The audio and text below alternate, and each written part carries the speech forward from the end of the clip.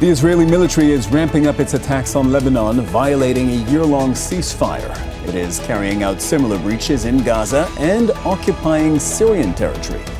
As the disarmament of Hezbollah makes little progress, is Israel inching towards another regional war? This is Inside Story.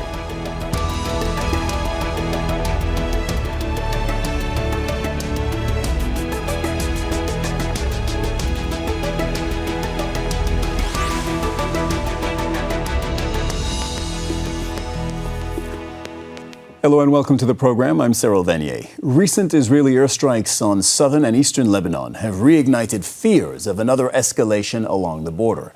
Israel says it is targeting Hezbollah positions to stop the group from rebuilding its military capabilities. As part of the ceasefire deal, Lebanon agreed that Hezbollah would disarm, something the government says is impossible as long as Israeli strikes continue. Lebanon is not Israel's only battleground. Its forces are also bombing Gaza, violating the October ceasefire, and it has launched more than 1,000 airstrikes in Syria since the fall of the Assad regime in December. But next week, Donald Trump will host Ahmed al-Sharaa, the first Syrian president to visit the White House. So how will that meeting impact regional sovereignty? And can Israel sustain its near-daily attacks across the Middle East under the guise of security? We'll put these questions to our guests. First, though, this report from Alexandra Byers. This is what a ceasefire with Israel looks like. A wave of airstrikes across southern Lebanon in recent days has killed and injured several people. Attacks like these are happening on a near-daily basis, despite Israel agreeing to a ceasefire with Lebanon a year ago.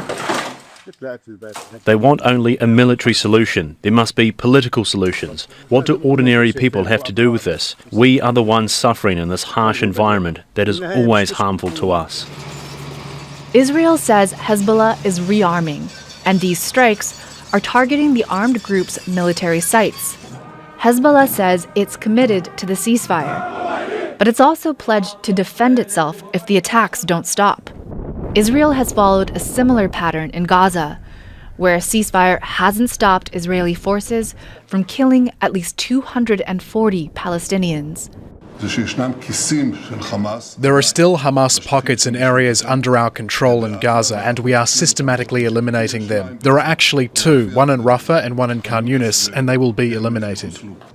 If there is an attempt to harm our forces, we strike both those who are attacking and their organization in order to protect our troops. That is our demand. We maintain supreme security responsibility, and we will not give that up. The Israeli government sees enemies on multiple fronts, part of Iran's so-called axis of resistance, from Hamas and Hezbollah to the Houthis in Yemen and other armed groups in Iraq and Syria. But U.S. President Donald Trump has made it clear he wants peace in the Middle East to be one of his achievements. He's invited Syrian President Ahmed al-Sharaa to the White House. The former rebel commander will become the first Syrian leader to visit the U.S. capital. Sharaa overthrew longtime ruler Bashar al-Assad in December, ending nearly 14 years of civil war. Since then, Israel has carried out more than 1,000 airstrikes on southern Syria, but it's also started to engage with Damascus. Syria, in addition to that, is marching towards Israel. We're on our fifth set of discussions with Israel. Border and boundary discussions, de-escalation. You could very quickly have a realignment of a tapestry that we haven't seen in the Middle East. Syria's new government wants Israeli troops out of the south, and President Trump says he wants Syria to join the Abraham Accords. And ahead of his meeting with Sharaa, the UN Security Council voted to remove sanctions against the Syrian president and his interior minister. Alexandra Byers, Al Jazeera, for Inside Story.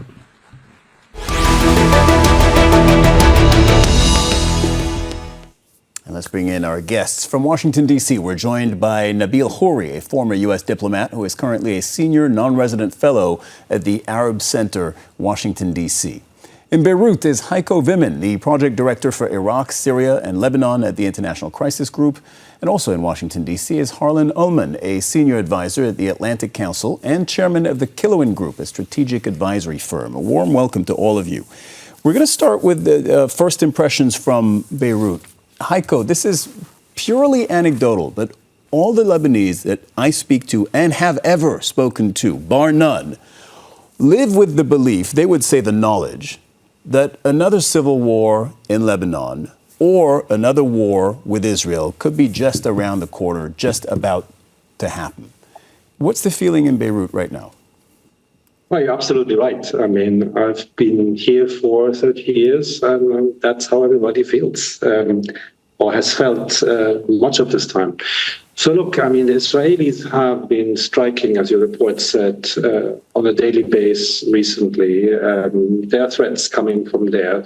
If Hezbollah is not going to disarm, and they seem to be very clear, disarm completely, then something very bad will happen. Mubarak said that as well. Hezbollah is saying that it's not disarming completely, not disarming outside the south. So we hear also every now and then drones buzzing overhead, very, very loud.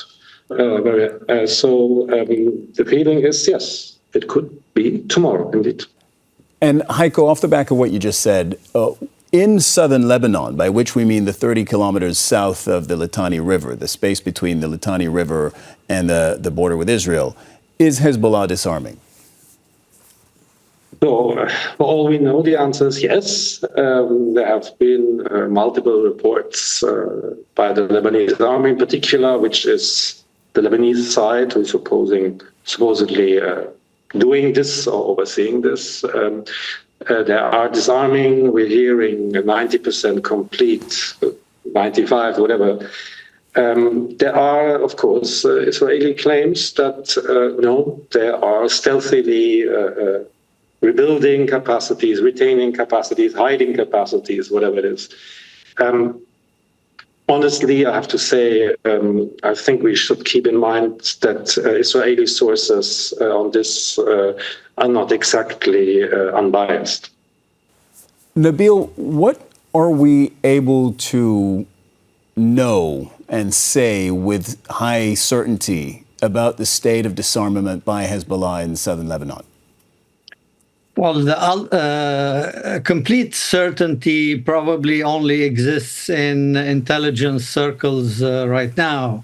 But for all the public information that's available, I think what Heiko said is roughly correct.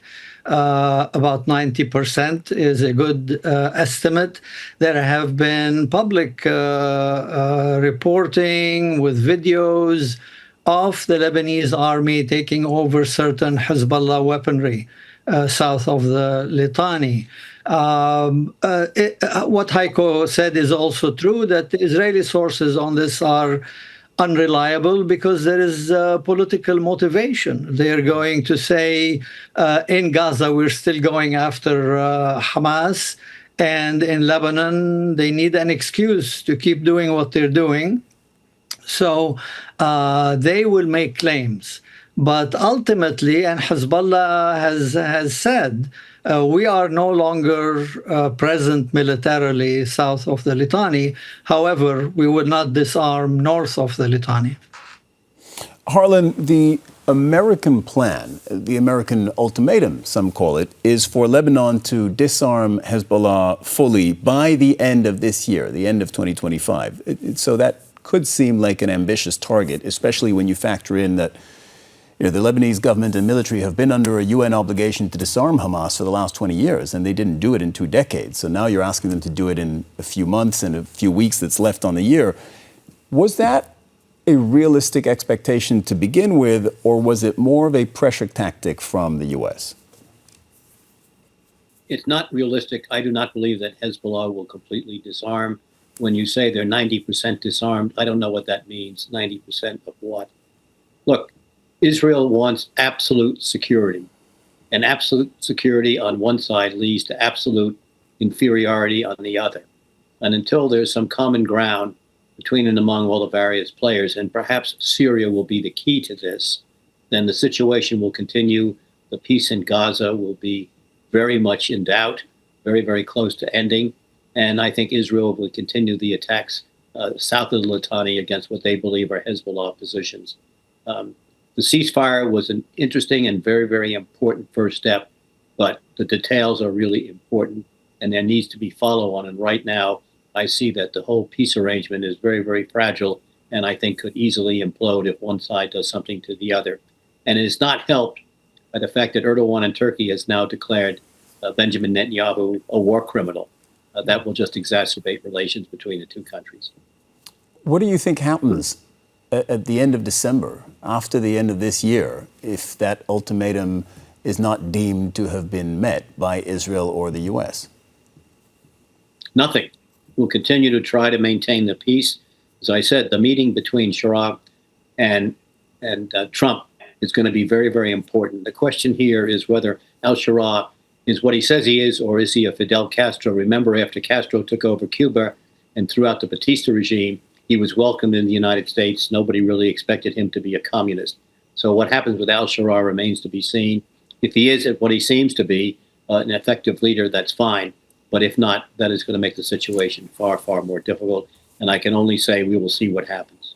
No, but I'll get back to Sharaa in a second. But my question actually was regarding Lebanon, Hezbollah, and any potential Israeli military action. The reason I asked that question is because Tom Barak, who is the U.S. ambassador to Turkey, but played a key role in Lebanon until very recently, until the U.S. appointed another ambassador there, he has said several times, if Lebanon does not fulfill its end of the deal and disarm Hezbollah by the end of the year, then we're probably going to see unilateral military action by Israel.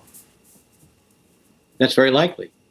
And that would be a huge problem because that would put the peace in Gaza at risk. I'm not sure that will be the case. I think the administration would like to string this out to prevent a real war from breaking out. But there are a lot of things that are going to happen between now and the end of December. So it could well be that if Hezbollah does not fully disarm south of Litani, Israel may act, or something may intervene to change that calculation. But the point is, this is extraordinarily fragile. This is political nitroglycerin, and a bump could send it off. Okay, since you mentioned Sharaa's upcoming visit to the White House, which is going to be a first, let's get into that. So this is the Syrian president, Ahmed al-Sharaa, who is visiting Donald Trump at the White House.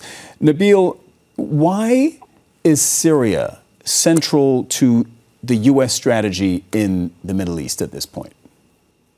Well, the short answer is that it's connected to everything else that the U.S. has interests in, and it's connected to everything else that's part of a security concerns in the area. Lebanon, Israel, Jordan are all connected here. One has to note that relations have moved at a dizzying speed between Syria and the U.S. Under Biden administration in its waning hours, sent the Assistant Secretary of State for the Near East to Damascus 3 weeks after Sharaa took over to congratulate him and to start a conversation. And Donald Trump assumed the White House position January 20th. And in May, I believe, he shook hands with al-Sharaa in Saudi Arabia. Now, Sharaa's ascent to power in Damascus also took place at dizzying speed in a matter of weeks. This could not have been done without support from Washington and from Tel Aviv. So, to put it bluntly, I see Sharaa as Washington and Tel Aviv's man in Damascus. Now, this might be a slight exaggeration, but for all intents and purposes, the coordination of security matters, and that's between quotes because we don't know exactly all the details of what this means, are ongoing between Sharaa, between the Netanyahu government, and with Washington. So there is close coordination already, and some of it is coordination on the ground. If this is not normalization, I don't know what is. And that is obviously a big motivation on the part of Washington and Tel Aviv, is to push Syria and Israel closer together.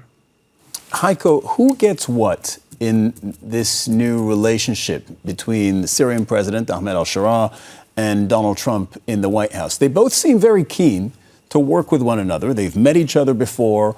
I mean, the recent history is that Sharaa has called on the international community to lift sanctions. Donald Trump has done a good bit of that. What he could do through executive action, he has done. The rest needs to be done through Congress. So he doesn't have direct power over it, but he's asking Congress to lift remaining sanctions on Syria. What does each side get out of this new rapport? And not to forget, just now, the UN delisted Yes. Also at very much of Trump's behest, right? You know, the Americans were really sponsoring that push. Look, I mean, the answers, I think, are pretty straightforward. Syria or al-Sharaa has been from December 9, so to speak, like really working very hard to gain external legitimacy as president of Syria, as the legitimate representative of the Syrian state. And he has done a tremendous job. I mean, we have to give him that credit. I mean, he and his foreign minister, I mean, they have been literally touring the region. We could even say almost touring the planet. And they got the sanctions relieved. Basically, at this point, everybody is looking at this leadership as not only legitimate, but as the only bet, as the only option to restore Syria to some level of stability. So that, of course, is a tremendous boost because Syria, and is necessary because Syria will not be able to stand on its feet without massive foreign support. I mean, talk about lifting the sanctions, but also investment, aid, and whatnot. But that's what they get out of it. Now, from Washington, the view is, I guess, a bit more complex. Now, we all know that Trump likes to see himself as a peacemaker, right? There was this this picture that's circulating a few days ago, that he supposedly ended 7 wars already during his mandate.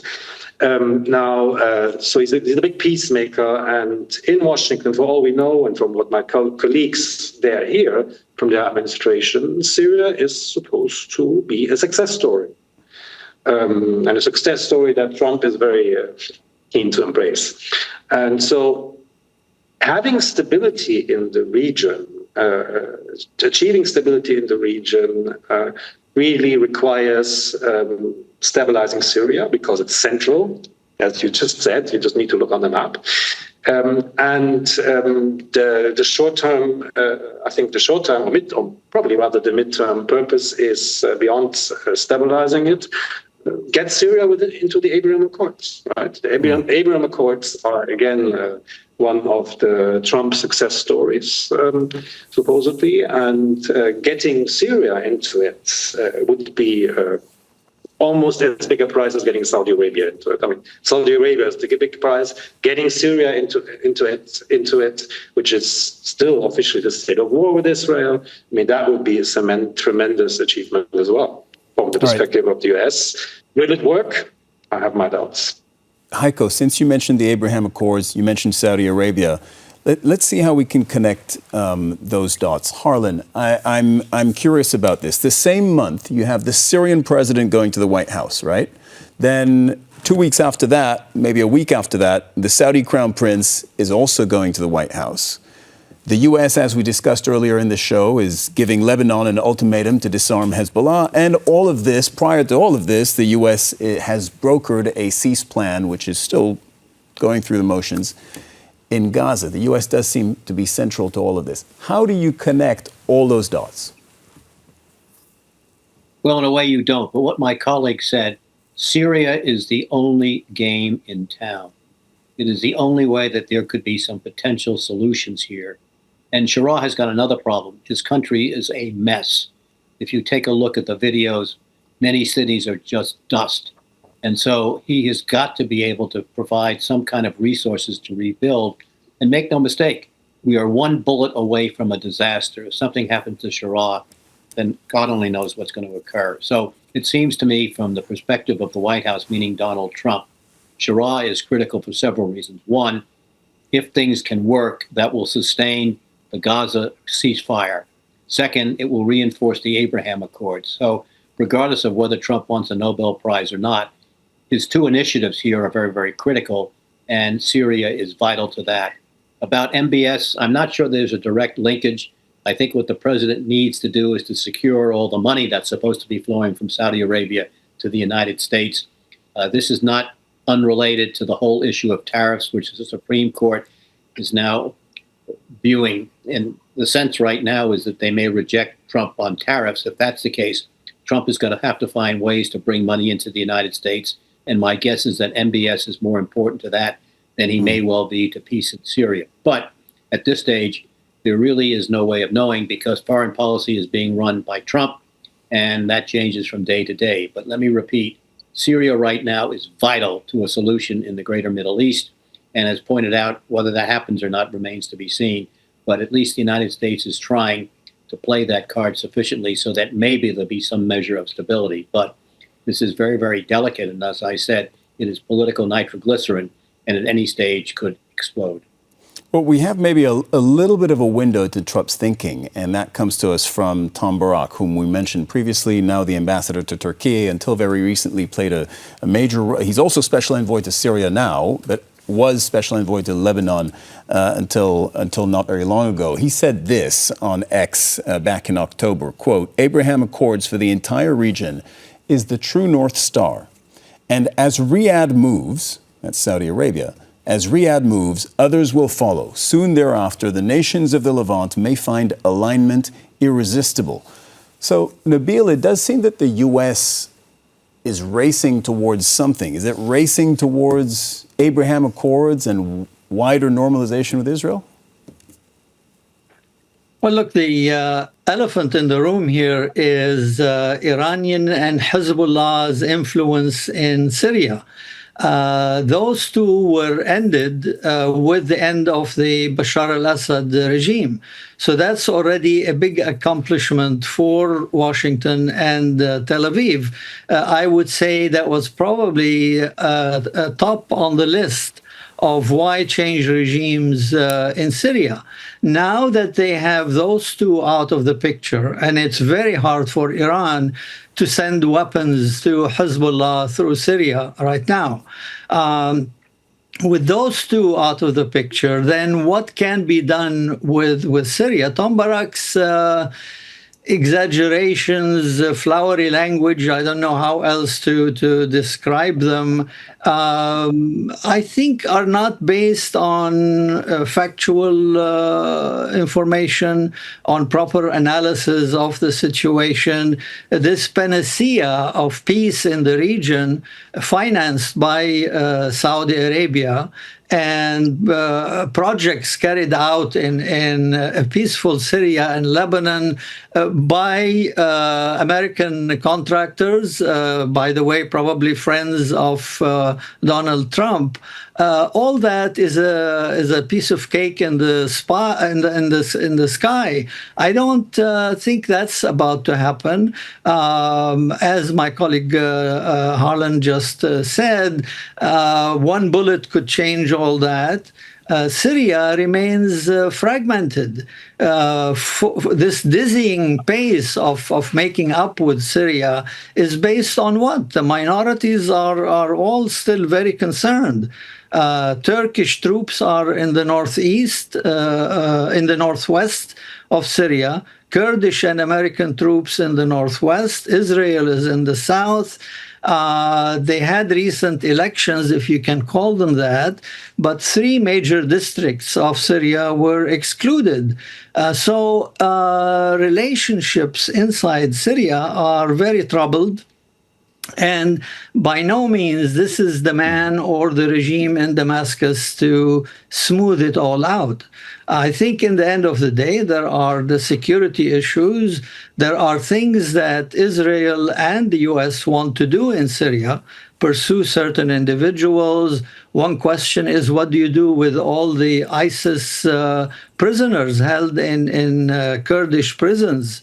What do you do with them? And for all these issues, Washington and Tel Aviv need the collaboration, the cooperation of Ahmed al-Sharaa. I think these are primary. In the end, if they can, I mean, the removal of sanctions will allow American businesses to invest in Syria. I'm not sure who wants to invest in and risk their investment in Syria right now. I wouldn't advise it. Nabeel, I don't know if you're much of an investor, but if I can ask you more of a geopolitical question. Sorry, Heiko. The U.S. does appear to want to really put its stamp on the region right now. Donald Trump has said as much. He wants peace, not just between Israel and Gaza, but also stabilization of Lebanon, of Syria. We don't know whether those things will happen, but those are the ideas that Donald Trump is projecting. When you look at all these flashing lights on the Middle East dashboard, as seen from the White House, is the U.S. managing to reshape the Middle East in its interests? How is that going less than a year into Trump's first year? Well, I would say there are a lot of red lights flashing on that dashboard. But just allow me just to underline what Nabeel just said. So we have seen this dizzying pace of external recognition and support that al-Sharaa has achieved. The contrast, domestic contrast, is stark, right? So externally everything is going very, very well. Internally, not quite. And I think one of the messages that Damascus needs to hear in Washington, al-Sharaa needs to hear in Washington, is fine, and we're giving you all the tools, but you need to put your house in order before it burns down, right? So relating to all these potential flashpoints that Nabeel has mentioned. Now, the regional dashboard, I mean, look, I find it hard to reconcile the visions that we hear with the reality that we see. And I mean, you have these very, very stark contrasts between the developer dream, that real estate developer dream that Gaza is supposed to become, and the reality in Gaza, right? I mean, the reality for Palestinians, of course, but also for the realities for the Israeli troops who are still operating there. Like, bridge that gap, how that gap can be bridged, I find very difficult to fathom. Well, Nabeel said pie in the sky. I think that pie is floating very, very high up there in the sky. I'm not sure if anybody can ever reach it. Gentlemen, thank you very much. That's all the time we have for today. I want to thank our guests, Nabeel Khoury, Heiko Wimmen, and Harlan Ullman. And thank you too for watching. You can see the program again anytime by visiting our website, aljazeera.com. And for further discussion, go to our Facebook page. That's facebook.com/AJ Inside Story. You can also join the conversation on X, our handle there, @AJ Inside Story. From me, Cyril Vanier, and the whole team here, bye for now.